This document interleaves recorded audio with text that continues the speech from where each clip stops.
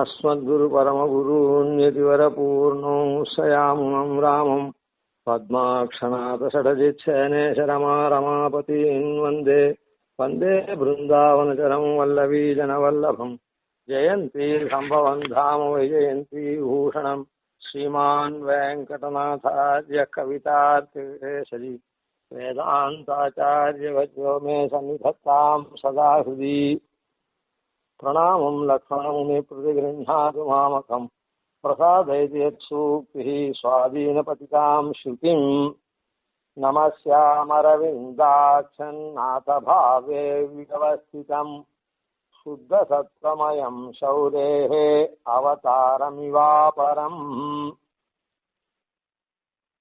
இந்த ஸ்லோகம் ஸ்ரீமன் நாதமுனிகளுக்கு அடுத்ததுக்காக ஸ்ரீ நாதமுனிகளுடைய சிஷ்யர் உய்யக்கொண்டார் புண்டரீகாட்சர்னு அவருக்கு திருநாமம். அவரை பற்றி ஸ்ரீ நாதமுனிகளுக்கு நிறைய இருந்தாலும் பிரதானமாக 2 சிஷ்யர், அதாவது சம்பிரதாயத்தை வளர்க்கறதுக்கு உண்டானவா 2 சிஷ்யர். நாதமுனிகள்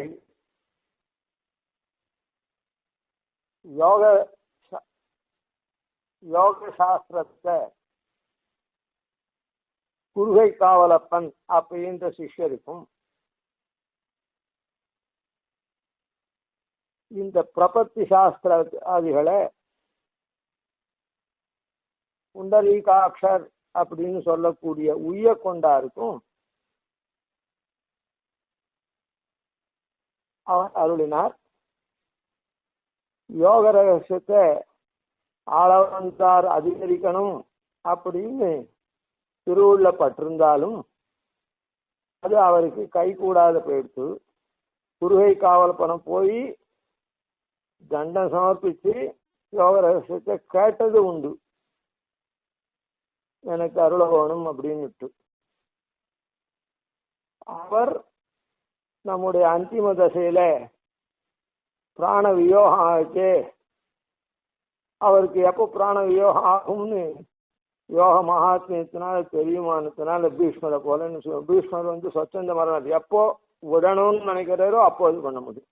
அதை போல இவருக்கு இந்த சரீரம் எப்போ விடும் அப்படின்றது தெரியுமானதுனால அந்த தைப்புஷ்ய நன்னாள்ல வா அப்படின்னு நியமிச்சார்.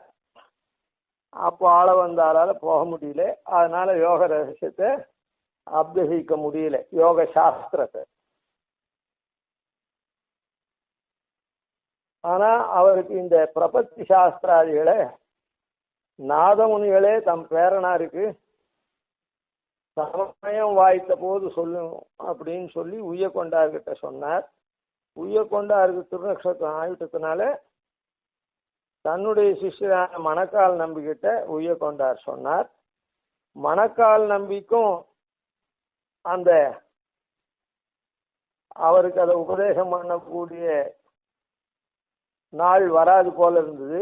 அதனால அவர் ஒரு உபாயங்கள்லாம் தூது வழக்கையெல்லாம் கொடுத்து அப்புறம் அவரை சந்திச்சு அதெல்லாம் பண்ணார். அது மணக்கால் நம்பினுடைய சரித்திரத்தில் அடுத்தது பார்க்கலாம். அதனால உய்யக்கொண்டார் தான் இந்த பிரபத்தி சாஸ்திரம் உய்யக்கொண்டார் மூலமாக தான் வந்தது.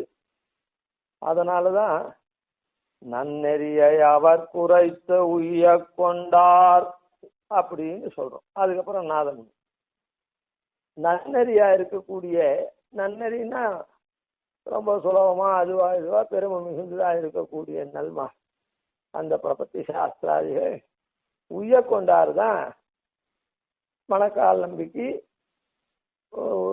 ஆள அருக்கு சொல்லும் அப்படின்னு சொல்லி சொன்னார். அதனால அந்த எண்ணுயிர் தந்தளித்தவரை வாங்குவத நன்னெறியை அவர் குறைத்த உய்யக்கொண்டார் அப்படின்னு அவருக்கு இருக்கு. இந்த உய்யக்கொண்டார் அப்படின்னு சொல்றது அவருக்கு புண்டரீகாட்சர் தான் திருநாமம். அதுல அந்த உய்யக்கொண்டார்ன்றது ஒரு நாதமுனிகள் அவளை ஒரு காரணத்தினால உய்ய கொண்டீர், நீர் தான் உய்ய கொண்டவரோ அப்படின்றது நம்ம உய்ய கொண்டீர்னு அனுசந்தானம் பண்ணி அவருக்கு உய்ய கொண்டார்ன்ற பேர் எப்படி அப்படின்னு சொன்னா, நாதமுனிகள்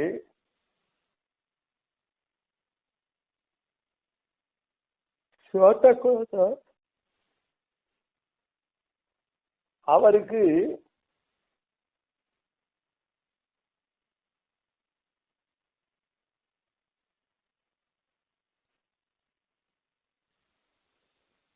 நாதமுனிகளுக்கு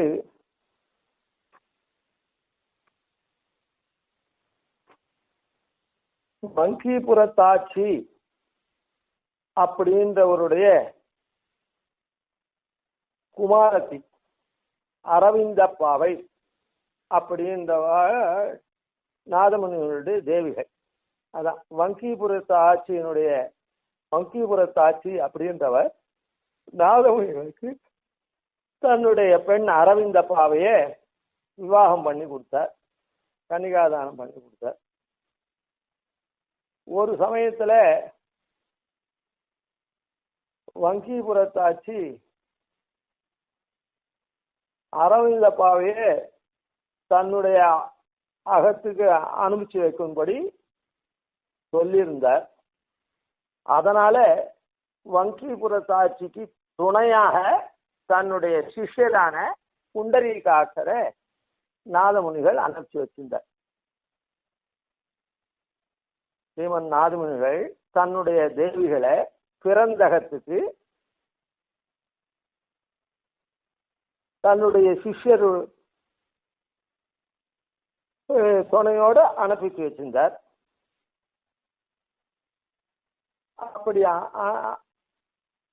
அப்படி அனுப்பிக்கிட்டு இந்த புண்டரீகாட்சர் ஆச்சாரியனுடைய தேவிகளை அழைச்சிட்டு போச்சு அந்த வங்கீபுரத்தாட்சி கிட்ட கொண்டு அந்த திருமாளிகளை கொண்டு ஆச்சாரிய தேவியை இது பண்ணார், கொண்டு விட்டார். அப்படி கொண்டு விடச்சு வங்கீபுரத்தாட்சியினுடைய கிரகத்துல அவர் என்ன பண்ணார் அப்படின்னு சொன்ன, கொண்டு விட்டதால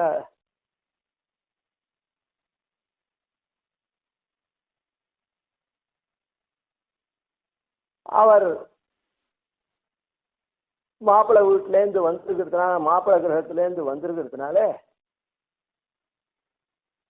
அவர் இடத்துல ஏதோ அவளுக்கு என்ன தோணுச்சோ தெரியல.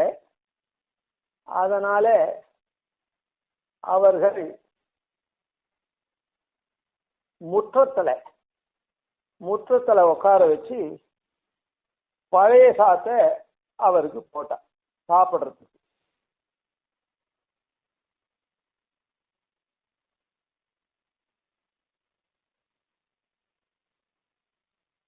பொண்ணை கொண்டு விட்டத்தினால சாப்பிட்டுட்டு போம் அப்படின்னு சொல்லி சாப்பிட்டுட்டு போன்னு உபச்சரிச்சா.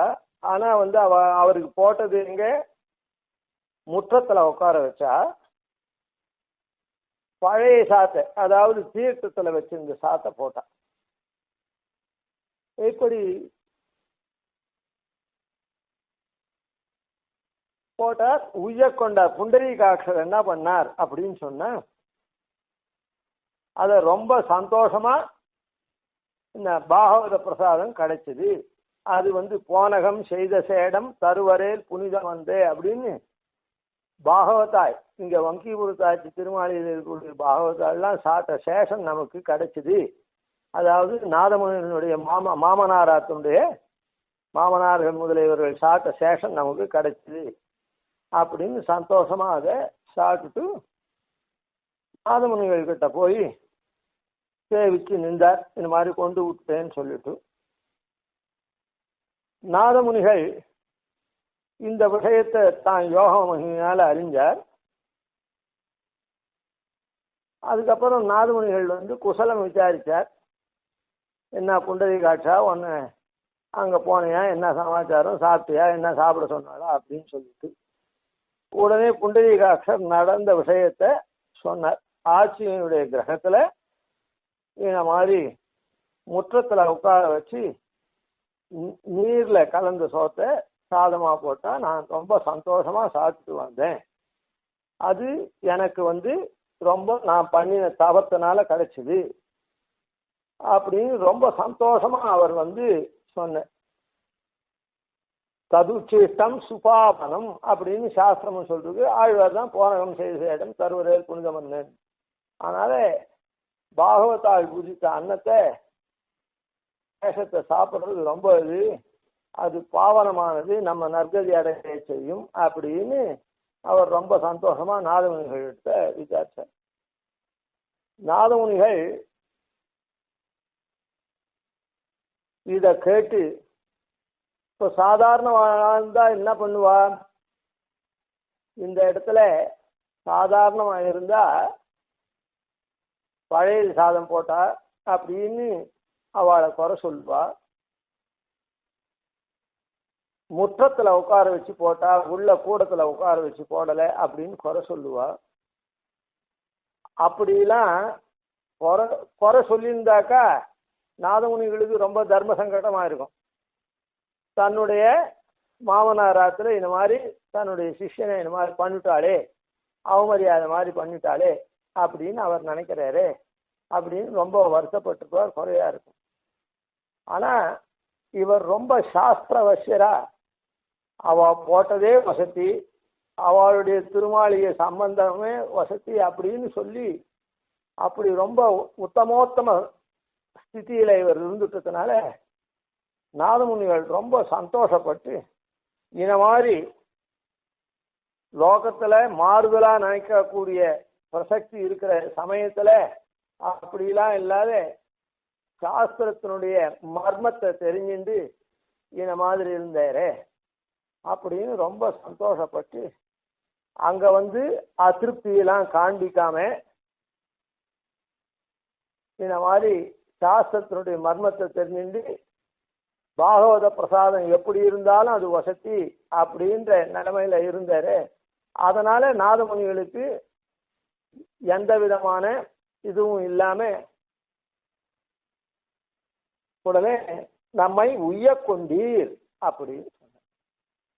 இல்லைன்னா என்ன ஆயிருக்கும், எதனா மாறுதலா நடந்துருந்துன்னா வந்தவன் இந்த மாதிரி சரியா இல்லை அப்படின்னு அவா சொல்லுவா, இவர் சரியா இல்லை அவான்றத சொல்லுவா. அப்படிலாம் எதுவுமே ரெண்டு பட்சத்துக்கும் இல்லாதபடி நம்மை உய்ய கொண்டீர், அதாவது எந்த விதமான விவாதமெல்லாம் இல்லாம நிர்விவாதமா நீர் அதை பண்ணிட்டு வந்துட்டார். ஒரு காரியத்தை மொத்தம் நிர்விவாதமா முடிச்சான்னா என்ன வெல் டன் அப்படின்னு சொல்றாலும் இல்லை, ரொம்ப சாதுரியமா நடந்தப்பா, எந்த விதமான விசாரத்துக்கும் ஆளாகாத நன்னா பண்ண அப்படின்னு. அது போல உய்ய கொண்டீர் அப்படின்னு சொன்ன. அதனால இந்த புண்டரீகாட்சருக்கு ஆச்சாரியனான நாதமுனியே நம்மை உய்ய கொண்டீர்னு சொன்னதுனா அவருக்கு உய்ய கொண்டார் அப்படின்னு இந்த திருநாமம் பிரசித்தம் ஆயிடுச்சு. இந்த மாதிரி தன்மை யாருக்கு வரும் அப்படின்னு சொன்னா சத்துவகுணம் உன்மேஷம் யாருக்கு இருக்குதோ அவளுக்கு தான் வரும். சத்துவகுணம் உன்மேஷம் யாருக்கு அதிகமா இருக்குதோ, அதாவது ரஜோகுணம் தமோ குணமெல்லாம் கலக்காம சத்துவகுணம் ரொம்ப அதிகமா இருந்தா தான் இது வரும். சத்துவகுணமும் திட்டமா இருந்ததுன்னா கூட சரி பெரியவா அந்த மாதிரி பண்ணிட்டா நாம் அதை ஒன்றும் பண்ணக்கூடாது, பெரியவா பண்ணினதை நாம் அப்படியே ஏற்றுக்கணும் அப்படின்னு அதை ஏற்றுக்கிறது அப்படின்றது என்னன்னா டைஜஸ்ட் பண்ற மாதிரி. சத்துவகுணம் இருந்ததுன்னா சரி நம்ம ஆச்சாரியன் அனுப்பி வச்சார், நாம வந்த இடத்துல அவ ஏதோ பண்ணிட்டா, நாம இதை பெருசுப்படுத்தக்கூடாது, அதை அப்படியே ஏற்றுக்கணும் அப்படின்னு சொன்னாலே அந்த மாதிரி இருந்தாலே சத்துவகுணம் இருக்குதுன்னு அர்த்தம். அப்படி இருக்கிறது சத்துவகுணம் இருக்கவாளுக்கு தான் அந்த மாதிரி இருக்கும். அதே மாதிரி அப்படி இருந்ததுன்னா ஆச்சாரியன்கிட்ட இருந்தது, போனேன் வந்தேன் அப்படின்னு சொல்லி ஒரு மாதிரி அதை இது பண்ணிடுவாங்க. ஆனா சத்துவகுணம் ரொம்ப ரொம்ப அதிகமா இருக்கிறதுனால அதுவே உயர்ந்தது. ததுச்சிஷ்டம் சுபாவனம் போனகம் செய்த சேடம் தருவரேல் புனிதம் அன்றே அப்படின்னு அவர் அது பழையதா திருமுற்றமா அதான் முற்றமா அதெல்லாம் பார்க்கவே இல்லை. ஆச்சாரிய சொசர கிரகம் அப்படின்னு மாத்திரம்தான் அவருக்கு தெரிஞ்சுது. அது முற்றத்துல வச்சிருக்காளா கூடத்துல வச்சிருக்காளான்னு தெரியல. அப்படி அந்த ஆச்சாரிய சொசர கிரகம் அப்படின்னு சொல்லி வசதியா பார்த்தார். அதே மாதிரி அங்க போட்ட சாதம் பழையதா இல்லை நல்ல சாதமா, அதாவது ததியாரான்னு இப்பெல்லாம் சொல்றமே அந்த மாதிரி பஞ்ச பக்ஷணத்தோட போட்டாளா அப்படின்றது இல்லை. அது அவளுடைய பிரசாதம் அப்படின்னு பார்த்த. ஏன்னா பிரசாதம் மாத்திரம் இல்லை, அந்த வீட்டு பிரசாதம் மாத்திரம் இல்லை, அந்த வீட்டுல இருக்கவர்களுடைய சேஷம் நமக்கு கிடைச்சது அப்படின்னு உயர்த்தியா எண்ணி அதை உயர்த்தியா அனுசந்தானம் பண்ணி நாதமுனிகள் கிட்ட சொன்னார். அதனால சத்துவகுண உன்மேஷம் ரொம்ப அதிகமா அவருக்கு இருந்தது அப்படின்றது தெரியுது. சரி, இந்த விற்த்தாந்தத்தை நாம இதை தெரிஞ்சுப்போம். இந்த விற்த்தாந்தத்தினால அவருக்கு உய்ய கொண்டார் அப்படின்னு, அதாவது சாஸ்திரத்துல எப்படி சொல்லியிருக்கோ அப்படி நடந்து நீர் உய்ய கொண்டீர் அப்படின்னு அவர் சொன்னார். அதனால உய்ய கொண்டார் திருவாவூர். சரி, இதுக்கு மேல இதுல ஒரு சாஸ்திரார்த்த விசாரம் இருக்குது. சாஸ்திரார்த்த விசாரம் அவ போட்டது பழையது நீரில் வைத்த சோர் அப்படின்னு சொல்லிட்டோம். என்ன பண்ண, நீர்ல வச்ச சாத்தை போட்டா, முதல் நாள் தண்ணீர்ல வச்சு இந்த பிரசாதத்தை போட்டா அப்படின்னு இருக்குது. அதாவது பரியூஷிதம் அப்படின்னு ஒரு தோஷம். இந்த பரியூஷிதம் அப்படின்னு சொன்ன பொதுவா காலம் கடந்தது அப்படின்னு அர்த்தம். காலம் கடந்த வஸ்துவை சாப்பிடக்கூடாது. சாஸ்திரத்துல இப்படி கூட சொல்லியிருக்குது, யாத்த யாமம் அப்படின்னு. ஒரு யாமம் கடந்து போயிருந்ததுன்னா அந்த வஸ்துவை கூட சாப்பிடக்கூடாது. ஒரு யாமம்னா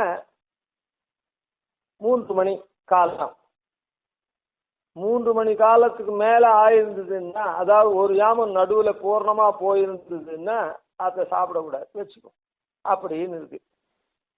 அதாவது ஒரு யாமத்துல பண்ணது அடுத்த யாமம் தாண்டி அடுத்த யாமத்துல வரை சாப்பிடலாம். அதுக்கு மேல அதுக்கும் அடுத்த யாமத்துல சாப்பிடக்கூடாது.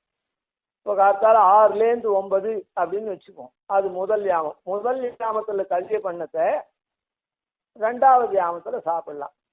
2வது யாமம் ஆகி 3வது யாமத்துல போய் அதை சாப்பிடக்கூடாது சொல்றேன். அது யாத்த யாமம்னு பேர்.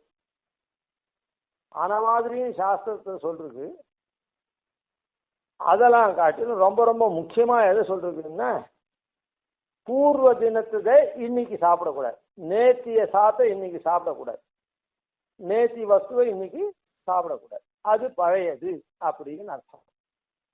இந்த காலத்துல நாம 7 நாளைக்கும் கழிவு பண்ணி வச்சுட்டு குழம்பு சாப்பிட்டுலாம் லேபிள் வச்சு ஒட்டிட்டு இது மண்டே டியூஸ்டேன்னு நாம சாப்பிட்டுட்டு இருக்கோம். அது அப்படி இருக்கிற காலத்துல பரியூஷிதம் அப்படின்ற தோஷம் அதுக்கு இருக்குதா இல்லையா அதெல்லாம் ஆராய்ச்சி பார்த்தா எவ்வளோ தேரும்னு தெரியாது. ஆனா அதுவும் தேரலாமா இருக்கும், அது பார்க்கணும். சரி, பார்க்கலாம்.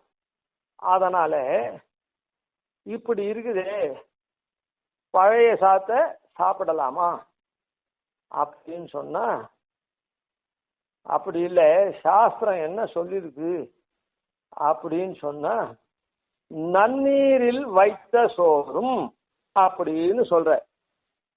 நன்னீர்ல வைத்திருந்தாங்கன்னா அந்த சோறுக்கு பரியூஷிதம் அப்படின்னு.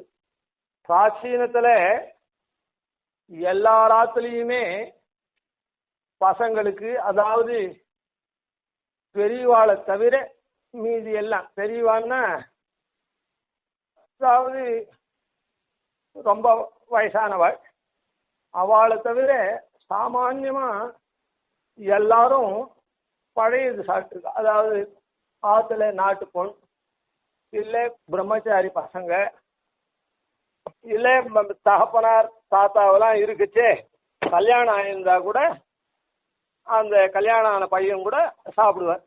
அதாவது பெரியவாள்லாம் நல்ல அனுஷ்டானத்தில் இருக்கா. அதனால அப்படின்னு அப்போ அவள்லாம் இத்தனை நாளாக பழையது சாப்பிட்டாலே, அந்த பழையது உடம்புக்கு நல்லதுன்றாலே, அப்போ அதெல்லாம் தோஷமா, பழையது சாப்பிடக்கூடாதா அப்படின்னு கேட்டால் சாப்பிடலாம். அதுக்கு பரியூஷித்த தோஷம் கிடையாது.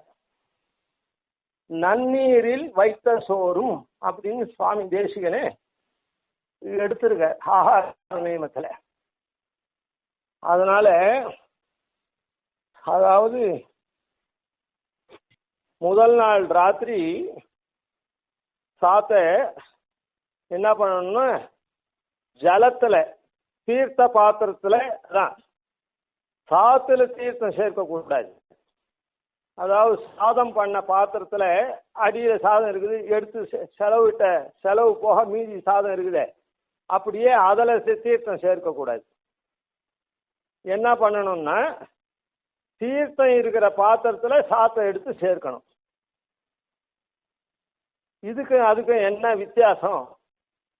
சாத்துல தீர்த்தம் சேர்த்தா என்ன, தீர்த்த பாத்திரத்தில் சாதம் சேர்த்தா என்ன அப்படின்னு கேள்வி கேட்கக்கூடாது.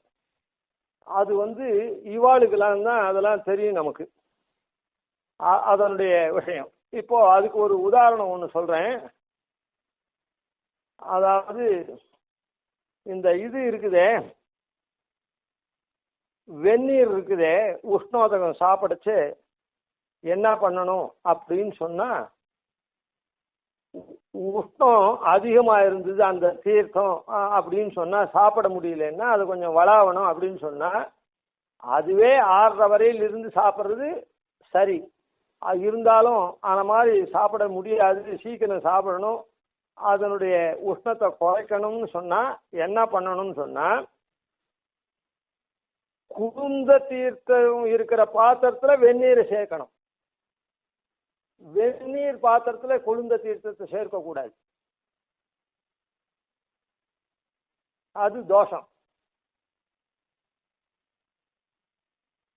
குளிர்ந்த நீர் எந்த பாத்திரத்தில் இருக்குதோ குளிர்ந்த தீர்த்தம், அதில் வெந்நீரை சேர்த்து அந்த உஷ்ணம் எவ்வளோ திட்டமாக வருதோ அப்போ வந்த உடனே நிறுத்தி அப்புறம் அதை சாப்பிட ஆரம்பிக்கணும். அதை விட்டுட்டு நாம் வெந்நீர் ஸ்தாலியில் வாங்கிட்டு அது கொதிக்கிறது அப்படின்னு சொல்லி அதில் தீர்த்தம் சேர்க்கக்கூடாது. இப்போ இதுவாக இருந்தா என்ன, அதுவாக இருந்தா என்ன அப்படின்னா, இதுக்கு ஒரு சின்ன உதாரணம் சொல்லிடுறேன் இதில். அதாவது குளிர்ந்த தீர்த்தத்தில் வெந்நீரை சேர்த்தா இந்த குளிர்ந்த தீர்த்தம் உஷ்ணமாகுது. குளிர்ந்த தீர்த்தம் கொஞ்சம் கொஞ்சமாக அதனுடைய டிகிரி ஏறி உஷ்ணமாகுது. அதான் வெந்நீர்ல குளிர்ந்த தீர்த்தத்தை சேர்த்தா வெந்நீர் என்ன டிகிரி உஷ்ணம் இருக்குதோ அது குறைஞ்சிட்டு வருது. அதுக்கும் வாசி இப்போ புரியும்னு நினைக்கிறேன். இந்த இடத்துல ஒரு குளிர்ந்த தீர்த்தத்தை அந்த ஜலத்தை சூடு பண்ணா, தீயில சூடு பண்ணா எப்படியோ அது மாதிரி குளிர்ந்த தீர்த்தமாகப்பட்டது உஷ்ணம் ஏறிண்டே வருது. ஆனா மாறா வெந்நீர் பாத்திரத்துல தீர்த்தத்தை குளிர்ந்த தீர்த்தத்தை சேர்த்தா அந்த வெந்நீரினுடைய உஷ்ணம் கொதிநிலை இருக்குதே அது குறைஞ்சிட்டு வருது அந்த டிகிரி. இது அப்படி இல்லை. குளிர்ந்த தீர்த்தத்தை எப்படியும் வெந்நீர் வைக்கிறதுக்கு அடுப்புல வச்சா அது டிகிரி ஏறுமோ இல்லை, ஆன மாதிரி ஏறிண்டு வருது. இப்போ அது அந்த இடத்துல டிகிரியை குறைக்கிறோம், இந்த இடத்துல அப்படி இல்லை, தீர்த்தத்தினுடைய உஷ்ணத்தை ஏத்துறோம். எப்படி வெந்நீர் காய்ச்சறமோ அது போல இது உஷ்ணம் ஆறுது இந்த குளிர்ந்த தீர்த்தம். இப்போ அதுக்கும் வாசி நன்னா புரியும். இதுக்கு மேலே ஓகணும்னா இதெல்லாம் சயின்டிஸ்ட்டு டாக்டர்கள் தான் இது இன்னும் நன்னா கேட்டு நீங்கள் தெளிஞ்சுக்க வேண்டியது. இதுல உஷ்ணம் ஏறுறது இந்த தீர்த்தத்துல, ஆனா அதுல உஷ்ணம் குறையிறது. அதனால ஏறுறது தான் பண்ணலாமே தவிர குறைக்க கூடாது. அது போல என்ன, ஜலத்துல சாத்தை சேர்க்கலாம், சாத்துல தீர்த்தத்தை சேர்க்க கூடாது. அப்படி இருக்கிறதுக்கு தோஷம் இல்லை அப்படின்னு சாஸ்திரம் சொல்றது. அத சுவாமி தேசிகனும் நன்னீரில் வைத்த சோறும் அப்படின்றத எடுக்கிறேன். அதனால அவ யார் அந்த பழைய சாதம் போட்டவா? ஒன்னானே நாரதமுனிகளுடைய மாமனார். அப்படின்னா சம்பந்தம் எப்படி பண்ணிருப்பார்? விவாதஸ்த விவாகஸ்த சமயோரேவ சோபத்தே அப்படின்னு ரொம்ப விவாகமும் விவாதமும் சமமா இருக்கிறதெல்லாம் பண்ணணும். அதுதான் சோபிக்கும்ன்ற ரீதியில ரெண்டு பேரும் துல்லிய வைதிகளா இருக்கிறவா தான் ஒருத்தருக்கு ஒருத்தர் சம்பந்தம் பண்ணிட்டு இருப்பா. அதனால நாதமுனிகள் மாமனாராத்துல சொசுர கிரகத்துல நீர்ல தீர்த்தான் பழைய சாதம் போட்டான்னா இன மாதிரியா சாஸ்திரம் அறிஞ்சு சாஸ்திரத்து மூலமா இருக்கக்கூடிய பழைய சாதத்தை தான் போட்டிருப்பா. அதனால அது இது இல்லை, தோஷம் இல்லை, பரியூஷித்து தோஷம் அதுக்கு கிடையாது. அதுக்கப்புறம் அதான் இது வரைச்சே இந்த மாதிரி புஷ்பம் இருக்குது. அதே மாதிரி புஷ்பத்துக்கும் இதுல என்னன்னா இது பண்ணணும், நல்லெண்ணெயும் கொஞ்சம் சேர்க்கணும், நல்லெண்ணெயும் கொஞ்சம் சேர்த்து வைக்கணும் அந்த பழையது. அது அதே மாதிரி புஷ்பத்தை நேத்து புஷ்பத்தை பறிச்சுட்டு இன்னைக்கு பெருமாளுக்கு அதை சாத்தக்கூடாது. அதுக்கும் பரியூஷித தோஷம் சொல்லியிருக்கு சாஸ்திரத்துல. ஆனால் நேத்து பறிச்சா அத நேத்தே நார்ல தொடுத்து வச்சுட்டோம்னு வச்சுப்போம், விடுதி புஷ்பமா இருந்தாதான் அது நார்ல தொடுத்துட்டாங்க, அதுக்கு தோஷம் இல்லை. அதே மாதிரி நேத்தியினுடைய தீர்த்தம் கங்கை அல்லது 2ஆம் நாள் வைத்த நீரும், கங்கா ஜலத்தை தவிர மற்ற தீர்த்தமெல்லாம் 2ஆம் நாள். நேத்து தீர்த்தம், நேத்து தூக்கின தீர்த்தம் இன்னைக்கு உதவாது, பரியூஷித்த தோஷம் அப்படின்னு சொல்லப்பட்டிருக்கு. நேத்து தூக்கின தீர்த்தம் இன்னைக்கு உதவாது. அதாவது நேத்து தீர்த்தம் அது பூமி சம்பந்தம் இல்லாத பாத்திரத்தில் இருக்கிற தீர்த்தத்துக்கு தான் பரியூஷிதம்ன்ற தோஷம் வரும். பூமி சம்பந்தம் இருந்ததுன்னா அதுக்கு தோஷம் வராது அப்படின்னு சொல்லிருக்கு. அதனால இப்போ கணத்துலேருந்து தீர்த்தம் எடுக்கிறோம் அப்படின்னா அதை பாத்திரத்தில் நேற்று எடுத்து வச்சுட்டாதான் இன்னைக்கு அது தோஷம். அதே பூமி சம்பந்தம் இருந்துட்டுன்னா அதுக்கு தோஷம் கிடையாது. அதனாலதான் பெரியோர்கள்லாம் என்ன பண்ணுவா அப்படின்னு சொன்னா, இப்போ துவாதசி அல்ப துவாதசி ஆன மாதிரிலாம் வரைச்சே நேத்தி ஜலம்னா இப்போ பின்னால போய், அதாவது முன்னெல்லாம் ஆத்துக்காம் கிணறு கூட இருக்காது. காரணம் என்னன்னா ஊரை ஒட்டினா மாதிரியே நல்ல வாய்க்கால் போகும், இல்லைன்னா சாப்பிட்றதுக்கு தீர்த்தம் எடுக்கிற மாதிரியான குளமே இருக்கும். சாப்பிட்றதுக்கு தீர்த்தம் எடுக்கிற மாதிரியா குளமே இருக்கும். அதாவது ஸ்நானத்துக்கெல்லாம் ஒரு குளம், தளிகை பண்ணி சாப்பிட்றதுக்கெல்லாம் ஒரு குளம் அப்படின்னு இருக்கும். அந்த இடத்துல அந்த குளத்துல போய் வாயை கொப்பளிச்சு இதெல்லாம் பண்ணி தீர்த்தாமாடிலாம் பண்ண மாட்டான். அந்த மாதிரி அதுக்கு தனி குளமெல்லாம் இருக்கும். அந்த மாதிரிலேருந்து காத்தால போய் எடுத்தும் வர முடியாது அப்படின்னு சொன்ன ராத்திரியே, அதாவது நித்தியப்படியில எப்பவுமே தலிகை உதயமான விட்டு தான் தீர்த்தாமாட்டு பண்ணணும் ஸ்திரீகள். பின்னாலெல்லாம் பண்ணக்கூடாது. ஸ்திரீகள்லாம் மற்றவாள்லாம் தான், அதான் புருஷாள் தான் உதயத்துக்கு முன்ன ஸ்நானம் பண்ணி வேஷ்டி உடுத்திட்டு தினமுட்டு சந்தியாவந்தனமே பண்ணியிருக்கணுமே தவிர, ஸ்திரீகள்லாம் ஒரே அனந்தரம் தான் ஸ்நானம் பண்ணணும், கண்ட ஸ்நானம். அதை பண்ணிட்டு அதுக்கப்புறம் தான் தலிகைக்கே பிரசக்தி. அதனால அது நேத்தி ஜலம் இல்லை. இந்த மாதிரியான விசேஷ நாளில் அப்படி ஜலம் எடுக்க முடியாது. பூர்வத்திலேயே எடுத்து வச்சுக்கணும்னா கொஞ்சம் போகிறோம் மணல் இருக்குதே, அந்த மணலை அந்த பாத்திரத்தில் சேர்த்து வைப்பார்கள். அதாவது பூ சம்பந்தம், அந்த பிருத்திவி பாகத்தினுடைய சம்பந்தம் இருக்கணும் அப்படின்னு சொல்லிட்டு கொஞ்சம் மணலை போட்டு அது அடியில் அப்படியே தங்கிடும் மணல். அதனால அப்படி பூசம்பந்தம் பரிவுஷ தோஷம் இல்லாம அதை பண்ணுவார்கள். அதோட கூட இன்னொன்னும் தெரிஞ்சுக்கணும். அதாவது உதயத்துக்கு முன்ன அல்பத்வாதசின்னு ஒரு வார்த்தை சொன்னேன். அதுக்காக இந்த இடத்துல இன்னொன்னு சொல்லிடுறேன். அல்பத்வாதசியில ஒரு அரை நாள் ஒரு நாள் தான் இருக்குது. 7 மணிக்குள்ள பாரணை பண்ணணும், 6:30 மணிக்குள்ள பாரணை பண்ணணும் அப்படின்னு இருக்குதுன்னு வச்சுப்போம். ஆனா தலிகை எப்போ பிமால 4 மணிலேருந்து பண்ணாதான் 6 மணிக்கு முடியும். பெருமாள் தலியம் செஞ்சு 6:30 மணிக்குள்ள உட்காந்துக்க முடியும், பாரணை பண்ண முடியும். இப்போ இதுக்கு நாள் கடந்த தோஷம் உண்டா அப்படின்னு சொன்னா இதுக்கு தோஷம் இல்லை. ஏன்னா சிம்மாலேயே தான் தலிகை நடக்கிறது, உதயமானாவுட்டு நடக்கலை. இன்னொரு சூரியன் அதுல சம்பந்தப்படலை. நேற்று ஒரு சூரியன் சம்பந்தப்பட்டிருக்கான், இன்னைக்கு ஒரு சூரியன். இன்னைக்கு ஒரு சூரியன் வேற சூரியன் இல்லை. இந்த தினத்துல உதயமானாவுட்டு மறுபடியும் சூரிய சம்பந்தம் அப்படின்னா தான் 2ஆம் நாள்ன்ற தோஷம் வரும். 2ஆம் நாள்ன்ற தோஷம் உதயமானாவுட்டு தான் அந்த சூரிய சம்பந்தம் பட்டுதுன்னா அதுக்கு தோஷம் வரும். இல்லைன்னா அது தோஷம் வராது. பிம்மாலேயே தீர்த்தம் எடுத்து அவ பண்றான்னா, அதான் ராத்திரி தீர்த்தம் எடுத்து வச்சிருந்தா கூட,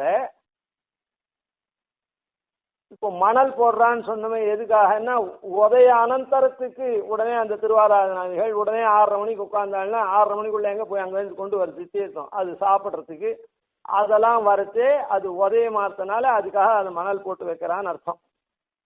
விமாத தளிவு பண்றதுக்கு அந்த தோஷம் வரவே வராது.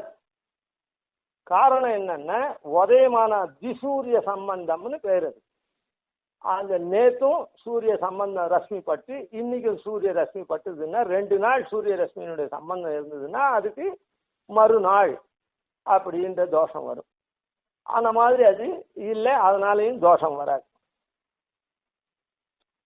அதனால இப்படி சாஸ்திரத்தினுடைய சம்மதி அந்த பழைய சாதத்துக்கு இருக்கிறதுனால எது பழைய சாதம்னு சொன்னா மாறி இருக்கிறது தான் பழைய சாதம். அதாவது ஜலத்துல அதான் அப்படியே பண்ணின பாத்திரத்திலேயே அப்படியே மீதியா இருக்கிறதுக்கு சேர்த்து வைக்கிறது அந்த மாதிரி இருக்கிறதுக்கெல்லாம் தான் இந்த தோஷங்கள்லாம் வரும். அந்த தோஷங்கள்லாம் இல்லாததுனால பரியூஷித்து தோஷம் இல்லாததுனால அவ்வளோ சாஸ்திரத்தை தெரிஞ்சுண்டு நுணுக்கமா அந்த இதை ரொம்ப வசதியா ஸ்வீகாரம் பண்ணி நம்மை உய்ய கொண்டீர் அப்படின்னு நாதமுனிகள் அவரை கொண்டாடும்படியான தன்மை உள்ள சத்துவோன்மேஷனம் இருந்த ஒரு மகான் உய்ய கொண்டார் புண்டரீகாட்சன்றவர். அவர் தான் நாதமுனிகளுக்கு அப்புறம் இந்த சம்பிரதாயத்துல நாதமுனிகளுடைய திருக்குமாரர் ஆச்சாரியம் வகிக்கல, உய்ய கொண்டார் தான் ஆச்சாரியனா வந்தார். நாதமுனிகள் பேரன் கூட உய்ய கொண்டாருக்கு அப்புறம் மணக்கால் நம்பிக்கு அப்புறம் தான் ஆள வந்தார். அதனால இந்த உய்ய கொண்டாரை பத்தினதான ஸ்லோகம் நமஸ்யாம் அரவிந்தாட்சம் நாதபாவே வியவஸ்திதம் சுத்த சத்வமயம் சௌரேகே அவதாரம் இவாபரம் அப்படின்னு. இதனுடைய ஸ்லோகத்தினுடைய அர்த்தம், அந்த ஸ்லோகத்தினுடைய சுத்த சத்துவமயமா இவர் இருக்கார் அப்படின்னு இருக்கிறதுக்கு, அதாவது சத்துவோன்மேஷனம் சத்துவகுணம் ரொம்ப அதிகமா உள்ளவர் அப்படின்றதுக்கு இந்த விற்த்தாந்தத்தை முன்னமே அனுசந்தானம் பண்ணிட்டோம். மற்றது நாளைக்கு சேவிப்போம். கவிதார்க்கிக சிம்ஹாய கல்யாண குணசாலினே ஸ்ரீமதே வெங்கடேசாய வேதாந்த குரவே நமஹ. ஆதிவன்ஷடகோபாதி யதிவர்யான் பஜேனிசம் ஸ்ரீரங்கபூர்வஷடஜித்யதீசானபதாஸ்ரயம் ஸ்ரீவத்சவம்சதிலகம் வந்தே ஸ்ரீகிருஷ்ணதேசிகம்.